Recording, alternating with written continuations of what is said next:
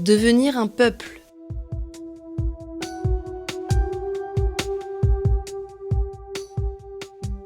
La première annonce doit être au centre.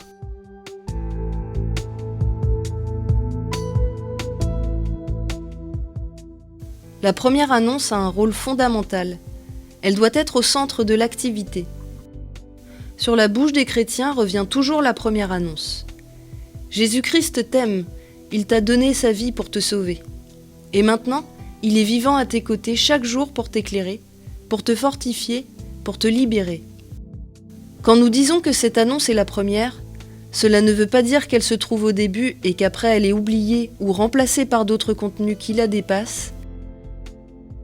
Elle est première au sens qualitatif.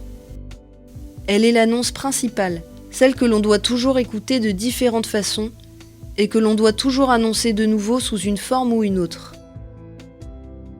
Cette première annonce est celle qui correspond à la soif d'infini présente dans chaque cœur humain.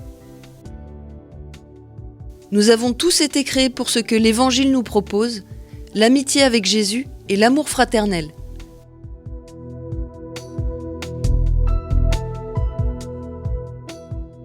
Le commandement est « Allez proclamer l'Évangile ». On ne doit pas penser que la première annonce soit abandonnée en faveur d'une formation qui prétendrait être plus solide. Il n'y a rien de plus solide et de plus profond que cette annonce. Le commandement est « Allez dans le monde entier, proclamer l'Évangile à toute la création ». La mission est une passion pour Jésus, mais en même temps une passion pour son peuple.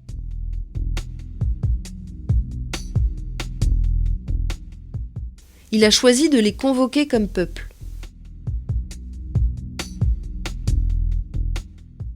Cette première annonce appelle à vivre ensemble. Au cœur même de l'Évangile, il y a la vie communautaire et l'engagement avec les autres.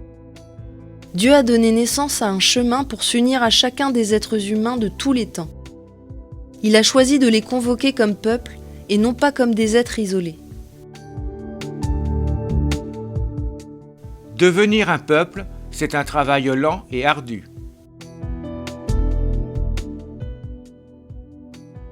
Être citoyen fidèle est une vertu, mais devenir un peuple est cependant quelque chose de plus et demande un processus constant dans lequel chaque nouvelle génération se trouve engagée.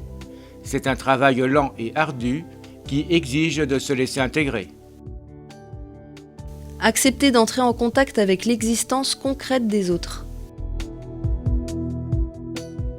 Quand nous entrons vraiment en contact avec les autres, notre vie devient merveilleuse et nous vivons l'expérience intense d'appartenir à un peuple. Si je réussis à aider une seule personne à vivre mieux, cela justifie déjà le don de ma vie. C'est beau d'être un peuple fidèle de Dieu, et nous atteignons la plénitude quand nous brisons les murs pour que notre cœur se remplisse de visages et de noms. Jésus veut se servir de nous pour devenir toujours plus proche de son peuple aimé. Nous redécouvrons qu'il veut se servir de nous pour devenir toujours plus proche de son peuple aimé. Il nous prend du milieu du peuple et nous envoie à son peuple, de sorte que notre identité ne se comprend pas sans cette appartenance. Jésus même est le modèle de ce choix évangélique qui nous introduit au cœur du peuple. Quel bien cela nous fait de le voir proche de nous.